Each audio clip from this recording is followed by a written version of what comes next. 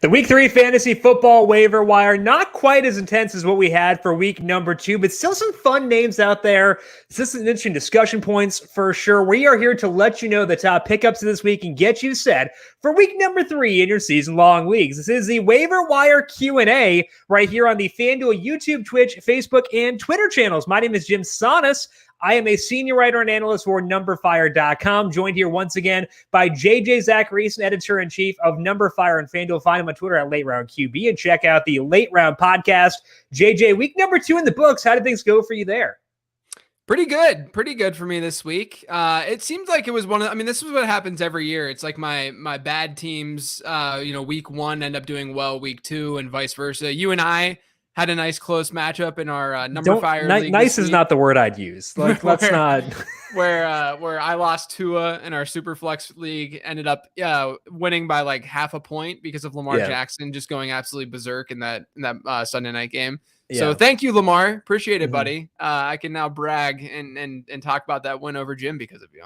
The slight redacted summary of that one said, JJ's team wasn't very good, but you still lost, basically is what it said. So I felt really good of myself today when I was going to fill out waivers. And then I looked at the waivers and I felt even worse because there weren't a lot of big helpers along the waiver wire as far as guys who can help our teams immediately. So let's start things off here by taking the questions from Daniel on YouTube. He says, JJ, I know Van Jefferson was mentioned on your podcast today, but he wants to know your thoughts on some similar wide receivers. Marquez Valdez-Scantling, how dare you mention that name, Daniel, after what happened last night? Just very rude to bring him up after the O for last night. Darius Slayton, and Anthony Schwartz, Kj Osborne for the Vikings, Quintez Cephas. Do you like any of those options more than Van Jefferson? What are your thoughts on Van relative to that group there? Yeah, so, the 15 transactions column and podcast are tough to do from the standpoint of just like narrowing things down to 15. So I try to build off of previous weeks. And so MVS was an ad the previous week. Clearly, he didn't do anything. He's getting a lot of air yards. He's getting a lot of exercise out there. He's just not getting a lot of production.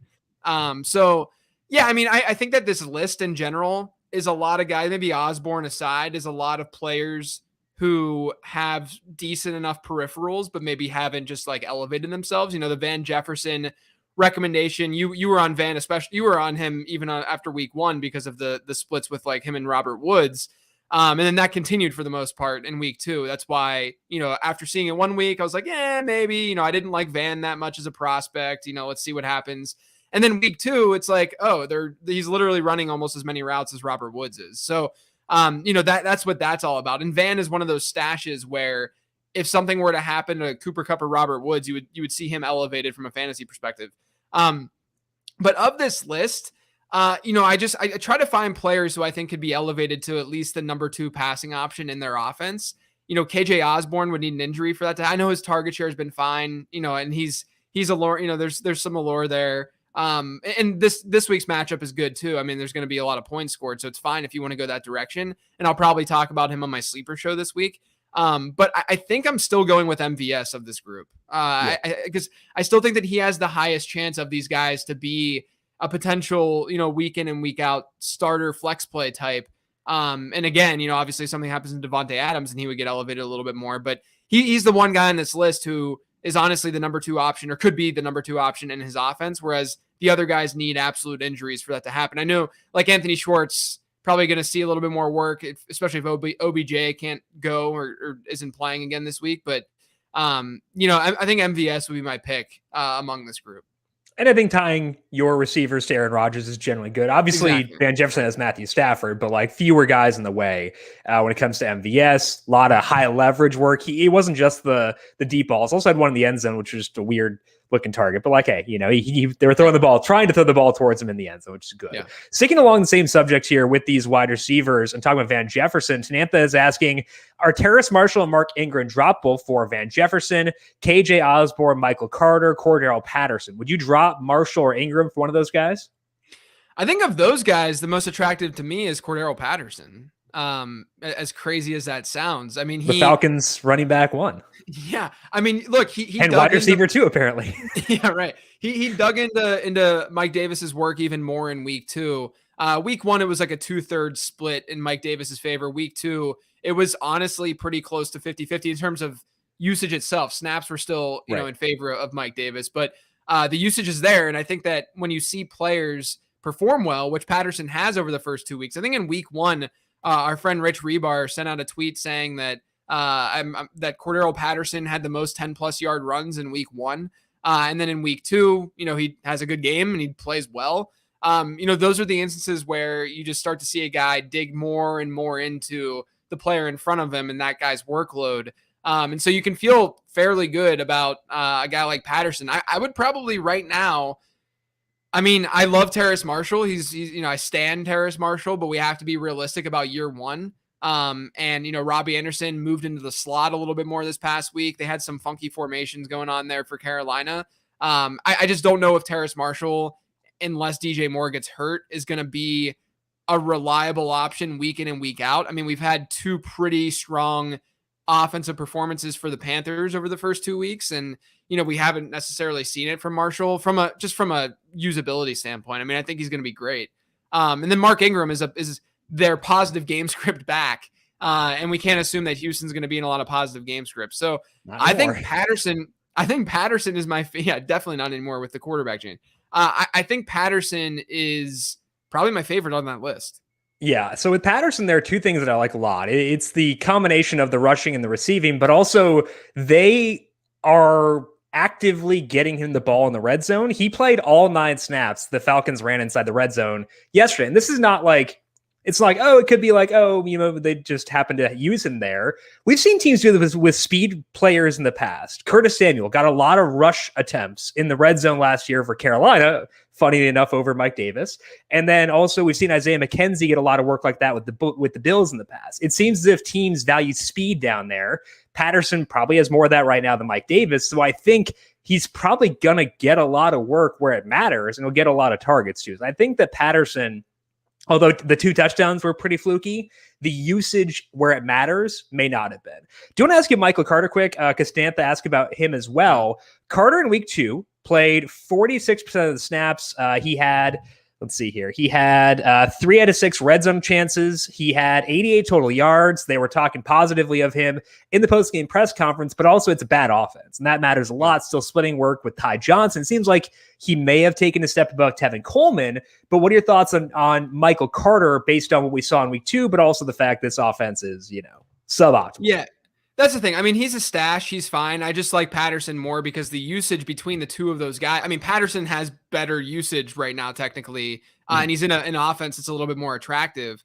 For a guy like Michael Carter really emerge, you can stash him. Totally. Go ahead and stash him. But for a guy like Carter to really emerge, he's going to have to see probably like a 65-70% backfield share in terms of volume, just because the offense isn't good. And so when the offense isn't good, you need to compensate that for workload. And that's, good example of that is Najee Harris, because the Pittsburgh offense has been trash.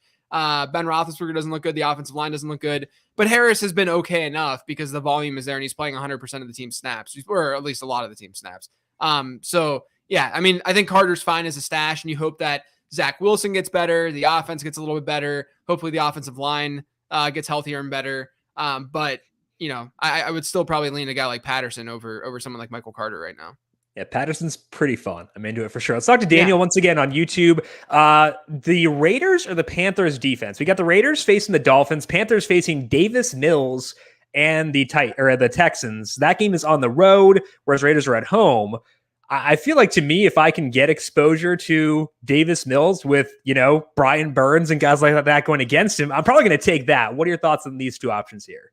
Yeah, I'm going to go Panthers. I didn't have the Panthers in my 15 transactions article because there wasn't as much known about every situation that was going on with the quarterbacks and stuff. So I mentioned the Raiders because they were just a safer pick at the time. But I think the Panthers are a very, very good play this week. I would go Carolina.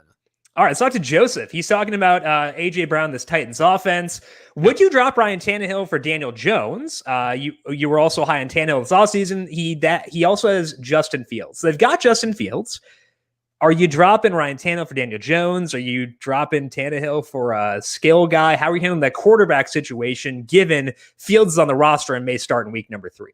Yeah, so let's think about like what's gone on with Ryan Tannehill so far. Week 1, there's only been 2 games played, so let's not overreact. Number 1, week 1, it was a crazy, crazy game. We talked about this on this show last week, where Ryan Tannehill, only like 11% of his dropbacks were on play action. And that's just not acceptable for a player who's been one of the most efficient passers in the league over the last couple of years, especially on play action in an offense that's run play action more than any other offense in the league over the last couple of years.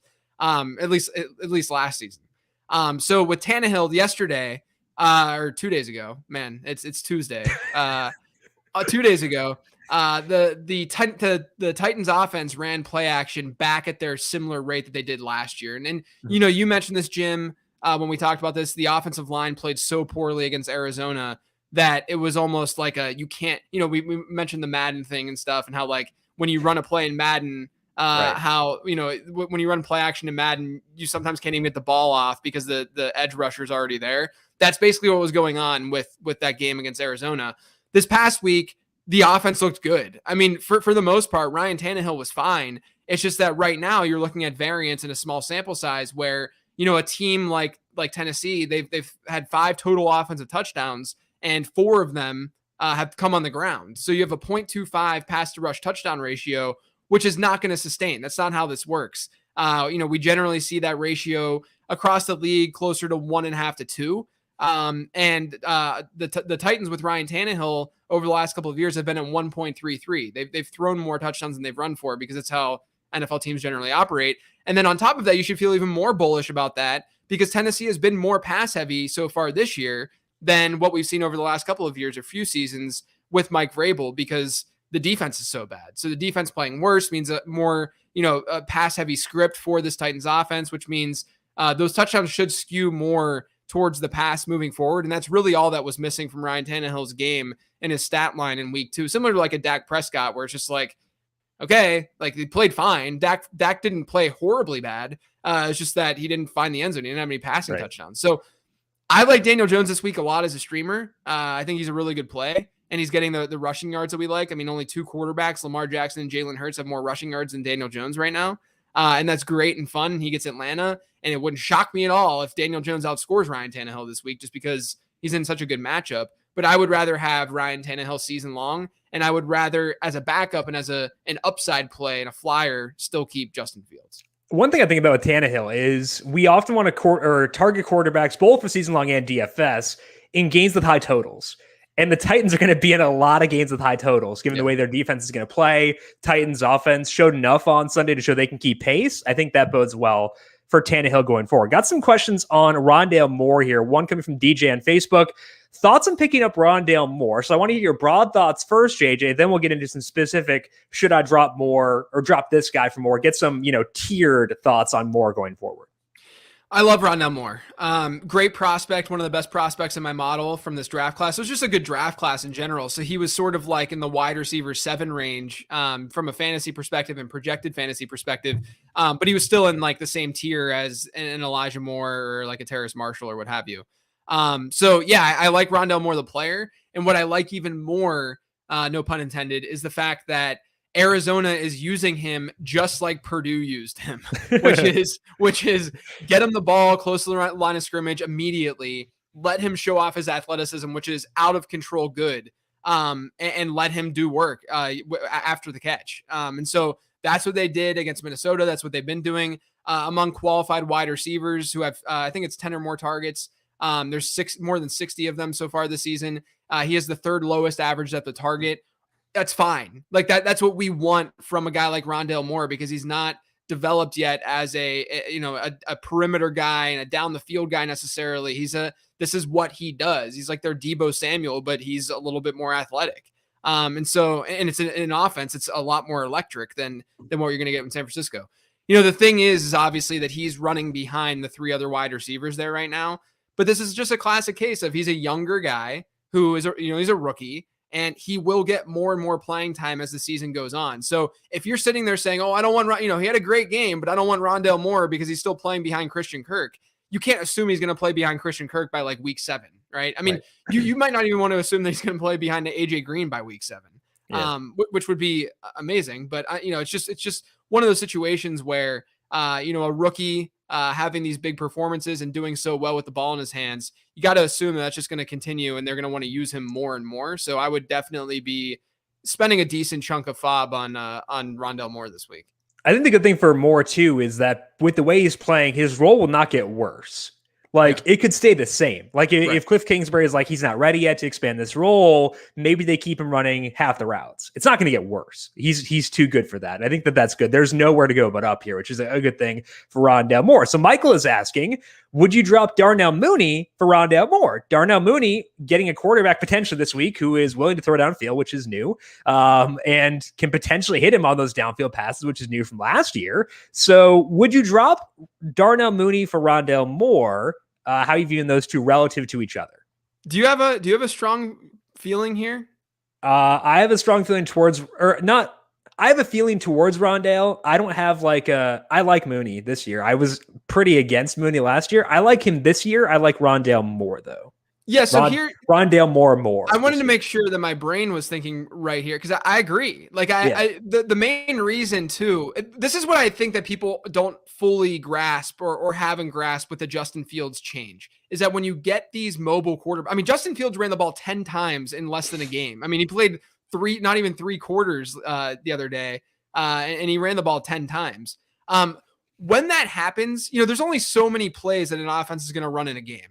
And when a quarterback is taking up a larger chunk of those plays, that means that other players in that offense are not going to be taking on those plays. So, I did a study on both rookie quarterbacks and how they affect offensive personnel in fantasy this offseason, as well as what happens with mobile quarterbacks. And what I found was, number one, rookie quarterbacks very, very rarely support more than one pass catcher in fantasy football. They rarely support even one pass catcher, let's be honest. But, they rarely support more than one. And we should assume that Allen Robinson would be that one, right?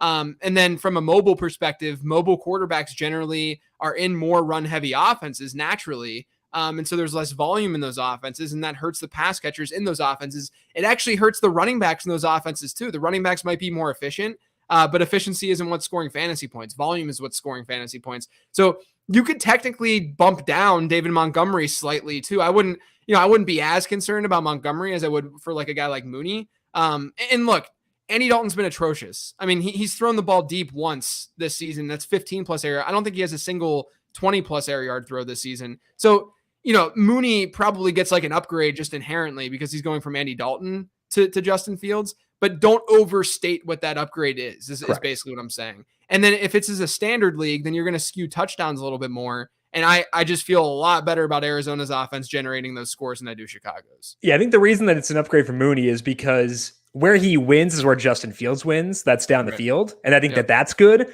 But like you said, there will be things that will counteract the gains there and make it more neutral than it may seem. So Rondale over Mooney. What about DJ Chark? Because Joseph's wondering about that. Chark got volume on Sunday. What he did with that volume is not as fun. What would you do here, Chark versus Rondale? I mean, I should preface this by saying that I've never been a DJ Chark guy. And it's burned me. It's also helped me. I mean, he's just been so inconsistent so far throughout his career that it's tough to know what he really is.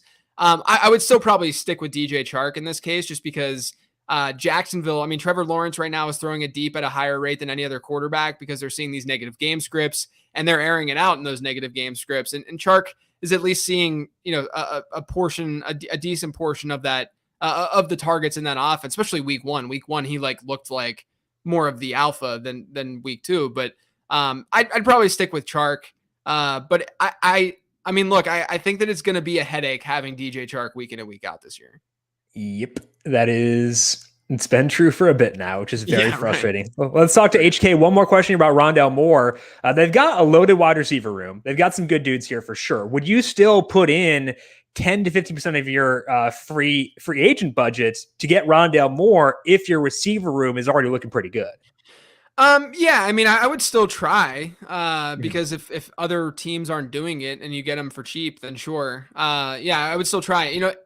You can never have too many valuable players in fantasy football. And I think Rondell Moore can be valuable. And you can use him as a trade chip if you end up getting him. All righty, let's get one more here. Would you drop Chase Claypool for Rondell Moore? Now, this is very different because Chase Claypool just got 5 downfield targets. We're not projecting volume for Chase Claypool. It's already there. Yeah, exactly. I would stick with Chase Claypool and just look. Here's the thing with the Steelers offense.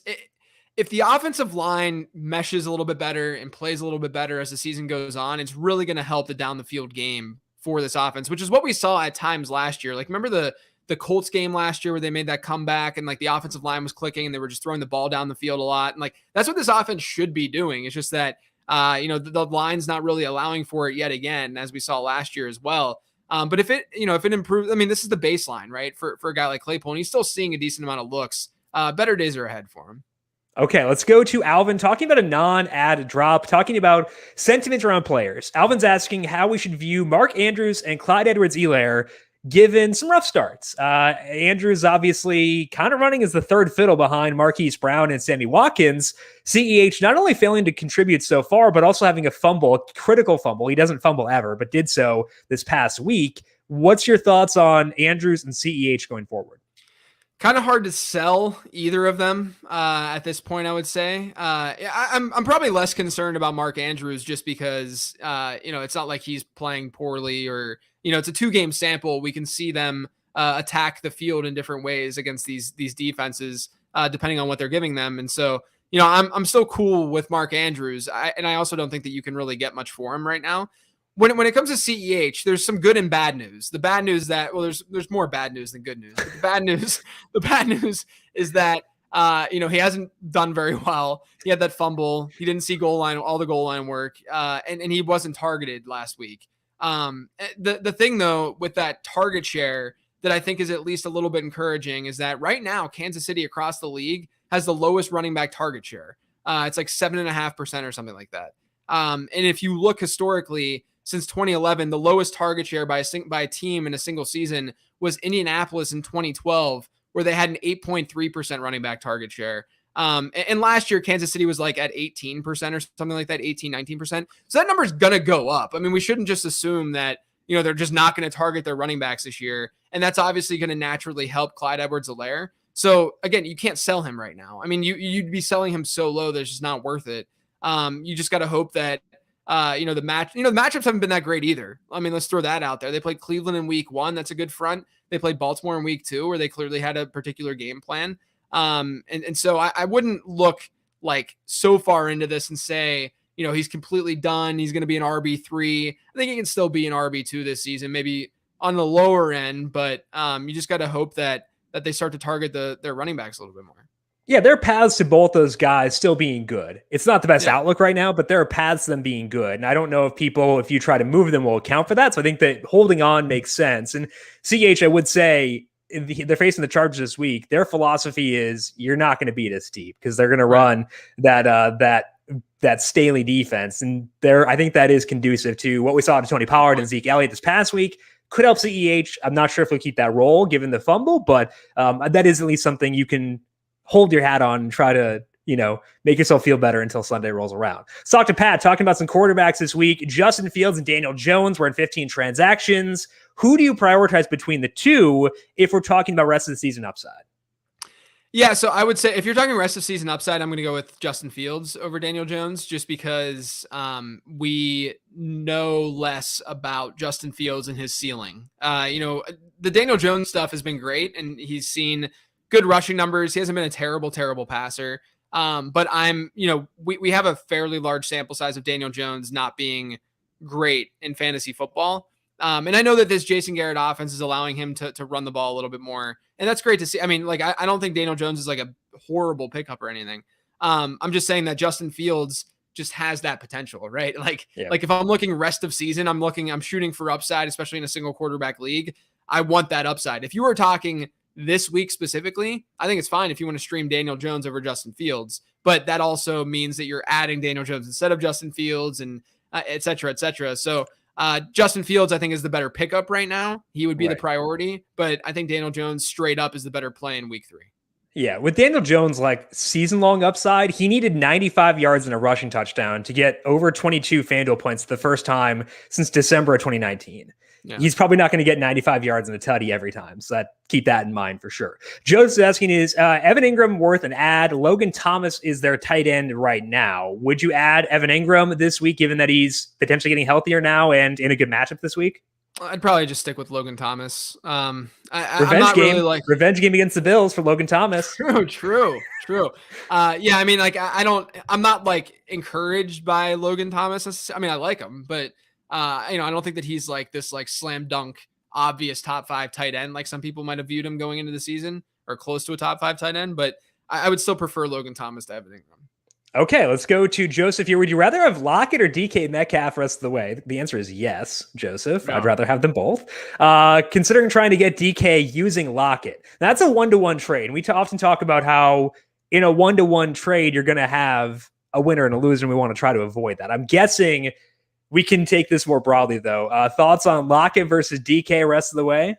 I mean, I think that the logical answer here, just based on what we've seen so far, would be Lockett over Metcalf. And I'm only saying that because he's seeing more down the field targets than Metcalf is, all while seeing a very similar target share. Now, do I think that they're going to meet in the middle a little bit more in terms of production? Absolutely. Right now, I've mentioned this on my podcast today, but Tyler Lockett has like 250 yards and 3 touchdowns or something on his 4 deep balls that he's caught this season. It's not sustainable production. But even still, I mean, I don't really have like a strong lean here. I think that I would probably just like lean Lockett, just given what we've seen weeks 1 and 2, that I like Lockett a lot as a player. But if you want to just go with the alpha and just go with someone like Metcalf, who has the exact same target share, they've had the same number of targets both weeks. It's just that, I mean, the production is just vastly different. That's not going to keep up. That's not going to continue. But am I trading one for the other in some way?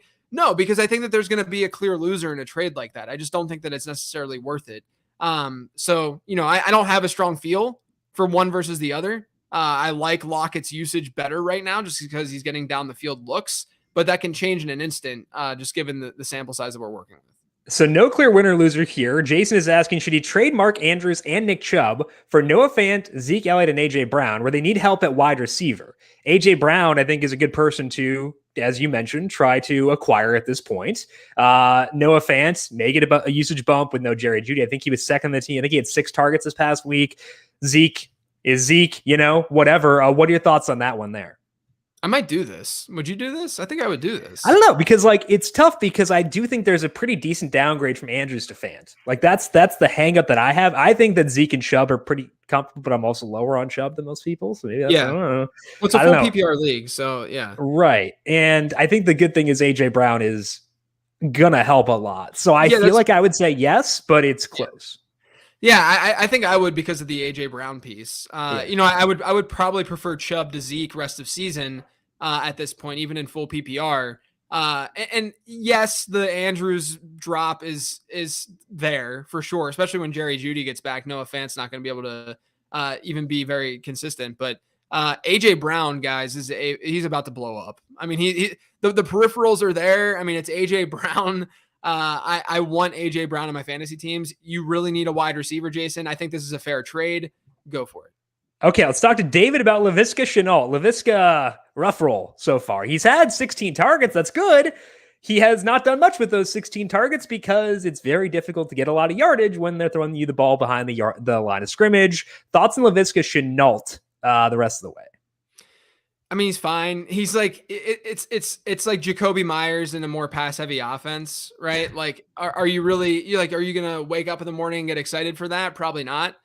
Is he droppable? It depends who you'd be picking him up for. I think in most like 12 team leagues, no, you should still keep Laviska Shenault on your team, especially if it's a PPR league.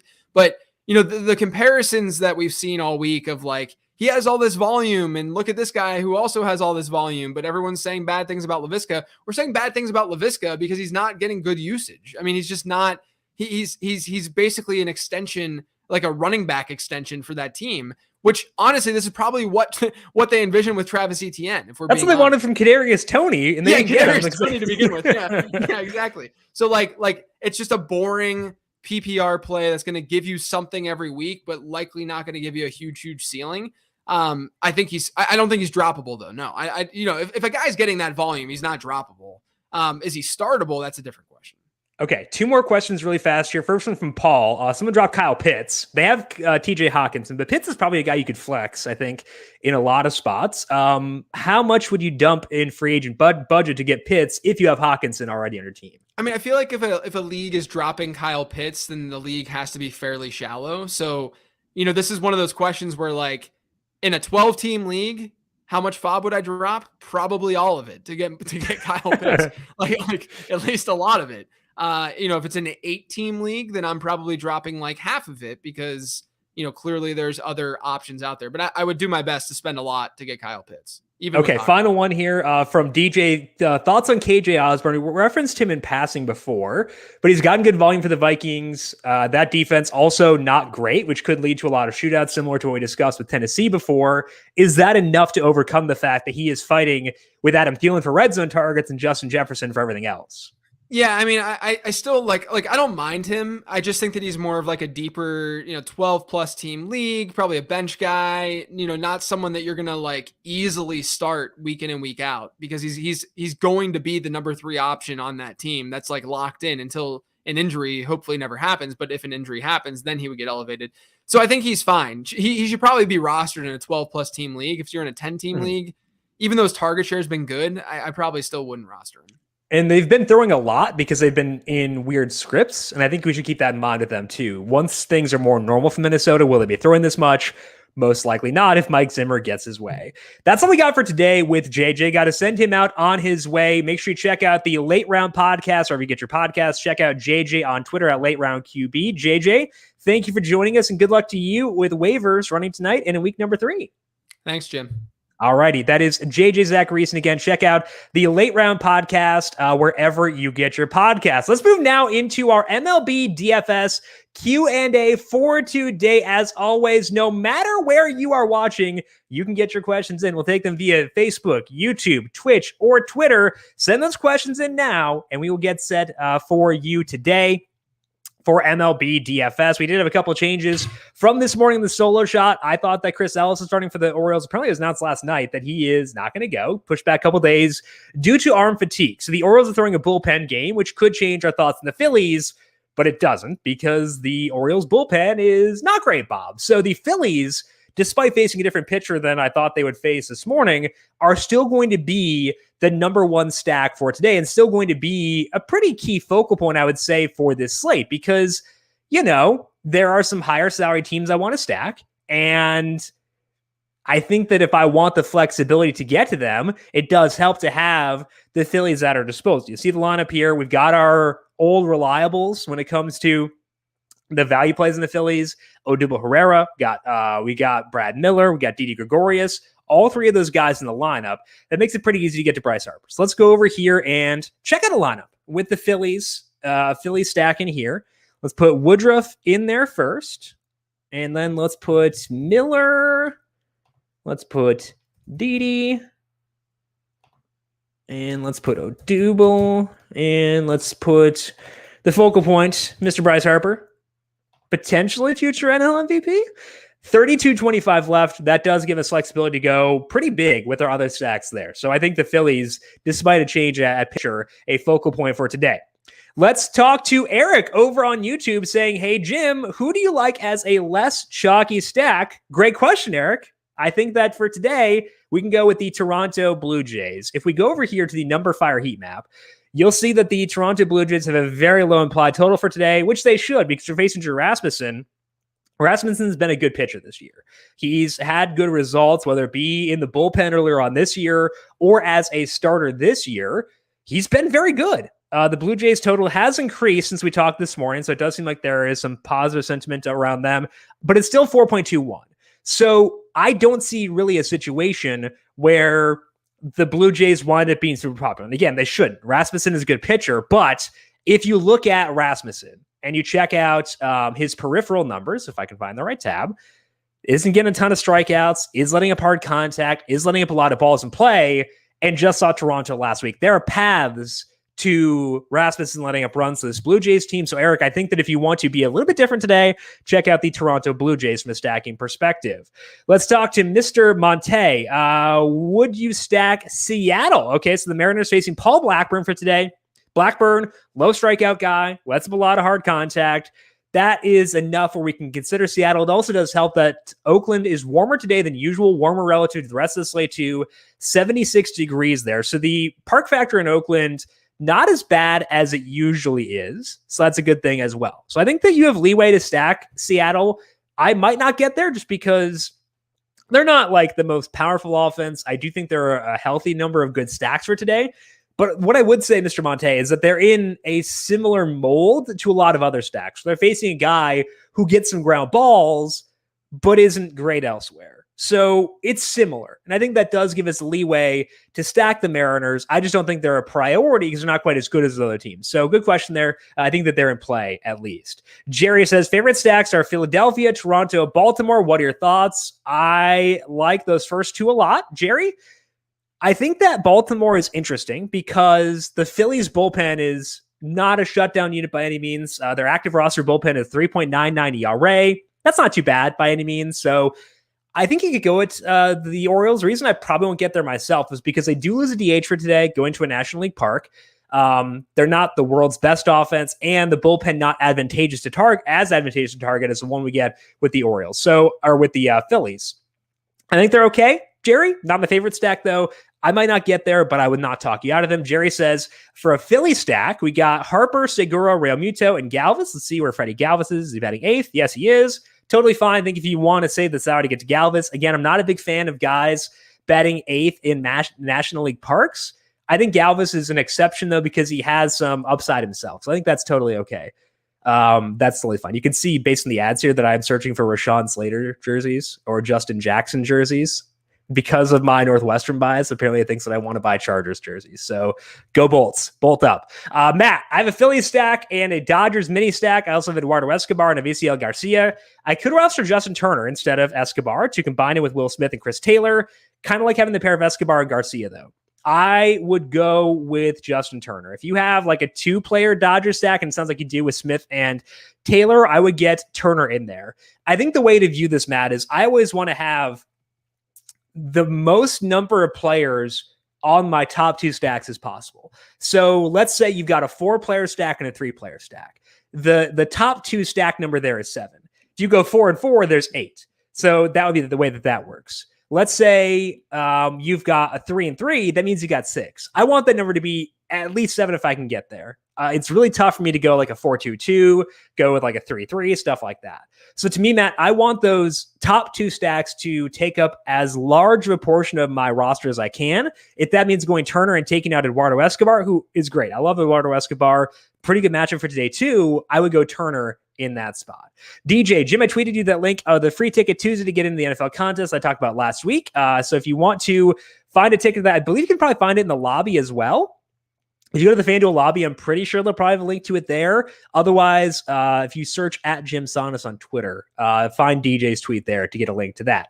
Kyle, any interest in using Jordan Montgomery tonight? Yes, I had him as my number 3 pitcher on the solo shot this morning for a couple of reasons. The matchup's good, facing the Rangers, not a great team against lefties, as you can see here. Second reason is Montgomery's been okay recently. He's had more changes his past 6 starts. 26% strikeout rate. Most of those came in that start against Baltimore. But Baltimore's a tougher team against lefties than the Rangers are. That's a good thing for Montgomery. The reason I couldn't put him higher than 3rd is the walks are rough. That makes him less efficient. That means he doesn't go as deep into games. And that's basically it. So I would say the walks are concerning because it makes him less efficient, doesn't let him go as deep in games. Still in play, though. So he's my number 3 pitcher for tonight. Kyle, I have him behind Brandon Woodruff, despite the volume concerns, and Eduardo Rodriguez. As you can probably tell, I'm not as sold on Woodruff as I typically am, just because the Brewers really worry me when it comes to how much they'll use their starters. They've said that they're going to limit their guys down the stretch, and they should. Again, this is totally a fine strategy. Just does worry me a bit. So I'm going to have him number 1. But it's going to be pretty flat exposure levels between him and the rest. Jerry says he likes Milwaukee, Atlanta, and some Dodgers bats, lefty bats. I like Milwaukee a pretty good amount. Atlanta is facing off with Luke Weaver. Weaver's been okay since he came off the IL. He's made 3 starts, 18% strikeout rate's low, but the batted ball data has not been bad. The results been pretty good. Kind of shut down the Dodgers last week, so I think Atlanta's fine, but I don't think they're like a priority for me. Do like the Dodgers, do like Milwaukee, though. Mateo says, hey, I'm Owen at Tampa at home. Houston offense, what do you think? I don't like the Rays at all, actually, because they're facing Alek Manoah. Manoah's really good. He had 10 strikeouts against this same team last week. I'm not using Manoah because it's a repeat matchup. You know, he hadn't shown that much juice before then, and it's a really good team he's facing, but don't want to stack against him. Great batted ball data, good strikeout numbers. That worries me a lot. So I don't want Tampa Bay. Houston facing Packy Naughton. Again, great name. Pretty good fly ball rates in terms of keeping stuff on the ground. So I think that to me, I'd be okay avoiding the Rays. I'm okay going at Houston, not as high on my list because Naughton does get ground balls. Jerry says Baltimore stack, Mountcastle, Mullins, and Mancini. Mancini's been banged up recently. I know he's had like some soreness, so I'm not entirely sure he'll play, given that there is no... Yep, he's in there. Just kidding. Disregard that. So yeah, I think that if you're stacking the Orioles, Jerry, in a situation where I think they're just kind of like okay, I would say get Mullins in there. I would say get Mancini in there. They're kind of like the really good players in that team, the high upside guys you want. You know, they're the Bryce Harpers of their team because, especially Mullins, like he's the high upside guy. So I'd say if you're going to stack Baltimore, get Mullins in there for sure as a priority. Darren, what about a Brave stack? I chose Albies and Riley along with a Philly stack.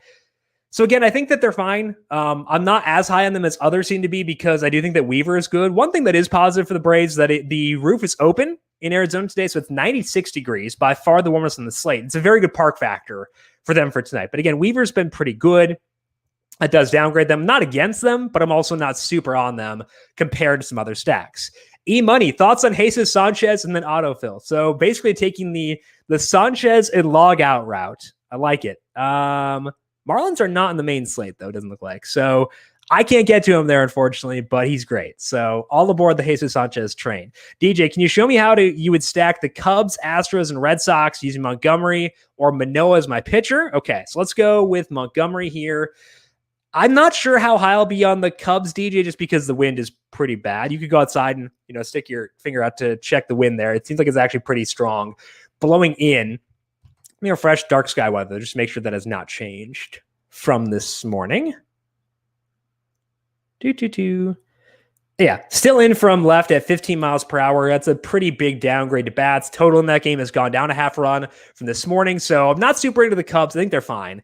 If you're going to stack the Cubs, I would say you want to stick with these top 5 guys. I think all 5 are solid. Wisdom, Contreras, Happ, Schwindel, and Ortega. All those guys are totally fine. So if you're going to stack the Cubs, stick to those top 5 guys. But again, a little bit lower on them just because the wind, or a lot lower on them because the wind is rough for today.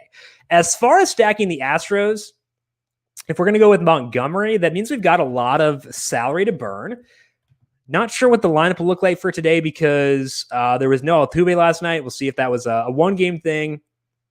Obviously, no Bregman as well, but he could be a shorter stint on the IL, it sounds like. But with Naughton starting, I'd assume we get 2 out of Siri, McCormick, and Myers. I would just use those 2. Let's see what Siri's salary is now.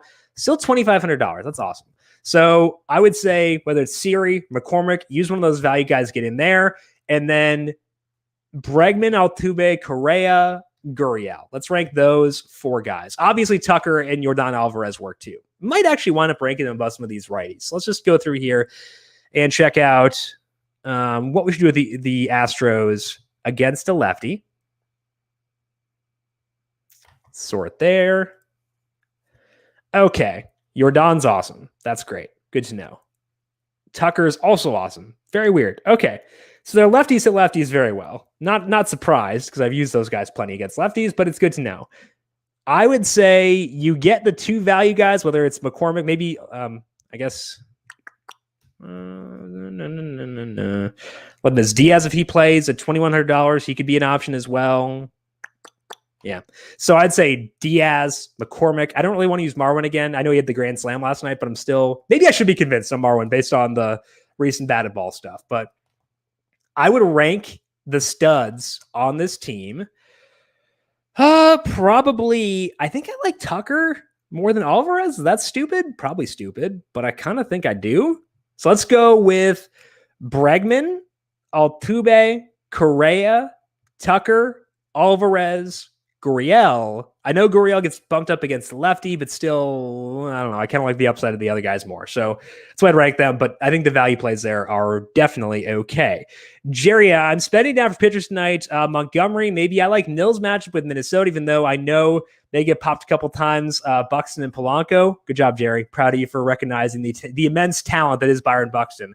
Just checking out his batted ball data this morning. He's going to blow up pretty soon. So the good thing for you, Jerry, is that the wind is blowing in. The bad thing is that Alec Mills is not a high strikeout guy. This is over his past 7 starts with more forcing fastballs. Kind of weird for him to do that, given that I think that his best route for being really solid is leaning into the good batted ball data. Seems like he wants more strikeouts. It's not working yet, though. 18% strikeout rate. I want that strikeout rate a bit higher. So if you're looking to go with a lower salary guy, Jerry, I would say Montgomery for sure. The preferred option between those two guys.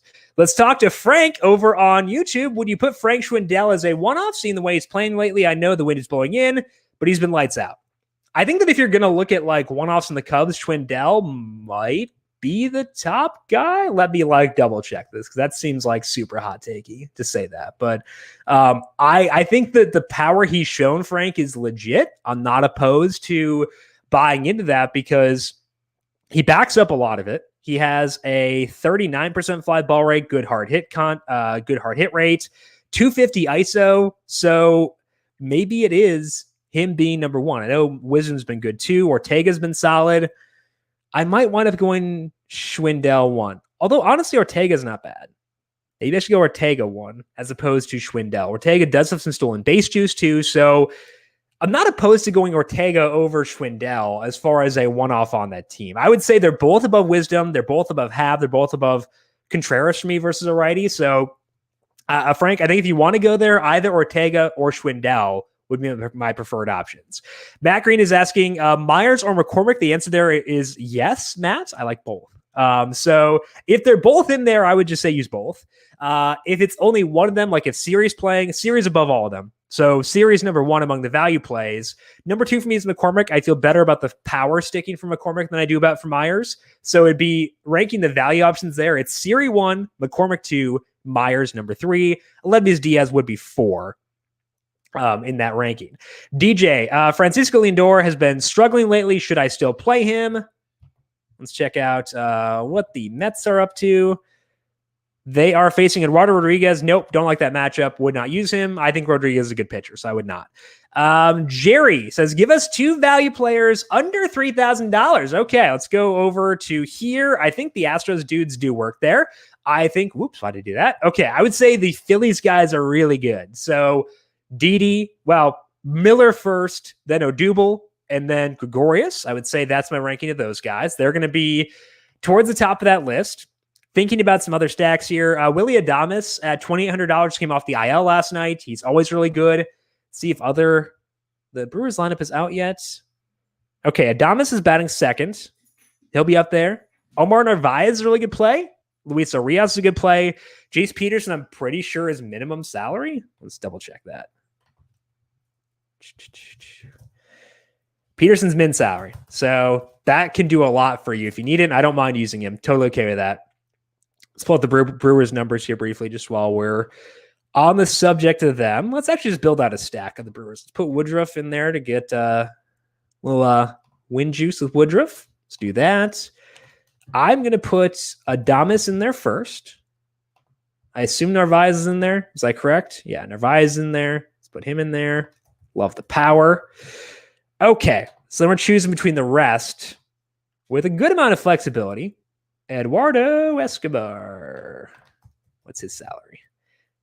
$3,700. That's not as easy with Woodruff. I think you can still make it work, but let's try to save a lot of salary here in order to spend up elsewhere. I wouldn't be opposed to going Arias and Peterson, just taking the full value there. But I would say if we're going optimal, Peterson here versus righties. Why can't I find his name? He should be here. Is he not? Okay, there we go. 155 ISO, whereas Urias has a... I just can't find these names today. I'm probably scrolling right past it. Oh, right there. Wow. He has way more player points than I thought. 189 with 4 stolen bases. I'm going to rank Urias above Peterson. So let's go with Urias. And let's stick him at second base because second base is generally bad. And let's put Eduardo Escobar at third base. 33-25. That's quite a bit to work with there. So I think that's probably my favorite Brewer stack for right now. I don't mind Garcia. I don't mind some of the other guys in there. I don't mind Peterson, but I think that's my optimal Brewers stack for today. Matt says, follow up to Myers and McCormick. I could either use one of them and Max Muncy or upgrade to Siri and Will Smith. I love Will Smith. I love Muncy too. It depends on where Siri hits, Matt. Like if he is batting leadoff again like he was last night, I would probably go Siri. And the talent's good too. And like I love Will Smith. Maybe we'll get a situation here, Matt, where Smith doesn't play because he's a catcher and we can just avoid this dilemma altogether because I really don't want to choose between Muncy and Smith. I think they're both amazing. I would probably lean Siri and Smith. We'll see. Maybe one of them will sit and we can make this a null discussion, but I think I'd go Siri and Smith, Matt. It's really tough to decide. Really tough. DJ, should I play Nico Horner at minimum salary? No, don't like that. The wind, and he's also not super powerful, so I'd avoid it. Looking for a minimum salary guy, Jace Peterson is my preferred option there. Jerry says going Real Muto, Corey Seager, Stanton, and Big Bat Bo for the dinger calls for today. Okay, I like those, Jerry. Those are all pretty fun. No objections here. I think those sound great. DJ, what do you know about the Rockies' Ryan Vilade? Don't know. Check it out. Okay. Let's pull up his Fangraphs page. All right. So in AAA this year, had a 134 ISO. Tends to be a pretty hitter-friendly park there. 12 stolen bases. So it looks like he'll be a guy who can have a good batting average and get some steals, but not a big power guy. So not as high there. I think that, especially because the Rockies are not great. They're facing Urias, so I'm fine not going there right now. Salvatore, which pitcher and stack will be in the winning lineup on FanDuel? Okay, so we're thinking upside here. I know I shouldn't say Eduardo Rodriguez. Like, I feel very stupid whenever I talk about him because I feel like I've been burned by him a lot. And I always feel bad talking about guys who have burned me. So you're probably annoyed with me talking about them, but like maybe that keeps people away from Rodriguez. So I would say I like Eduardo Rodriguez. Let's go with him. And then I think he can fit a Blue Jays stack in there. I think the Blue Jays are really fun because I don't think people will be on them. And I think that they're a pretty good play for today. So let's go with Eduardo Rodriguez, the Toronto Blue Jays. We'll see what happens there. Salvatore, I do still like the Phillies a lot, though. So very in on them. I know they'll be popular, but I think they're fine. Jerry's asking for home run, or he gave his home run calls before. So he gave his home run calls with Real Muto, Seager, et cetera, et cetera. Mine from this morning, if I'm trying to remember, I already erased the sheet, so I actually don't have. Oh, it was Brad Miller and Bryce Harper. Went all in the Phillies. I'll stick with that too. I think that works, given it's a rough Phillies or a rough Orioles bullpen. I still think that those work. If you don't want to go all in on the Phillies for your home run calls, let's see. Let's find something else here we can feel good about in terms of dinger potential. Don't like that. Don't like that. Don't like that. Maybe I want to go Eduardo Escobar. Like if we're just calling home runs, 48% fly ball rate, sick. Probably leaning Eduardo Escobar. I would say, okay, so I'm going to go, my actual home run calls are Bryce Harper and Brad Miller. However, if you don't want to go on the Phillies, Eduardo Escobar going deep, El Caballo for the Brewers, going deep for tonight. DJ's home run calls are Arenado and Austin Riley for his home run calls. Arenado, let's see here. He is facing Woodruff. Woodruff's pretty good. Tough one there. Austin Riley is facing off with Luke Weaver. Riley's a really good hitter against righties. Like he's got great numbers. So I think that one works. Weaver, a low strikeout guy. So DJ's going bold with Nolan Arenado against Brandon Woodruff for his home run calls for tonight. That is all the time that we have here for today on this FanDuel Live Q&A. As always, tomorrow is a different schedule because there is no NFL Q&A on Wednesdays. The baseball Q&A is at 4. So if you've gotten used to the pattern of coming here at 4:30, make sure you come in early tomorrow, 4 o'clock for the MLB Q&A. On Thursday, we're back to 4:30 because we have our Thursday Night Football preview. Brandon Gadula is going to be doing that one. He does all of like these crazy simulations for like single game slates. So check out Brandon on Thursday, breaking down the single game slate and talking about Texans versus Panthers. Oh boy. Good luck, Brandon. Enjoy that one. Davis Mills at MVP? Question mark? Don't do it. Don't do it. Back here tomorrow, 4 o'clock to talk about that and the solo shot at 9 as well. Big thank you to JJ Zacharyson for joining me earlier on. He is on Twitter at Late Round QB, and make sure you check out the Late Round podcast. Big thank you to Joy Affleck, our video producer, for running the video side of things here today. Thank you, Joy, as always. I'm on Twitter at Jim Sannes, JIMSANNES. We'll talk to you once again tomorrow, 4 p.m. Good luck tonight. We'll talk to you all later. This has been the FanDuel Live Q&A.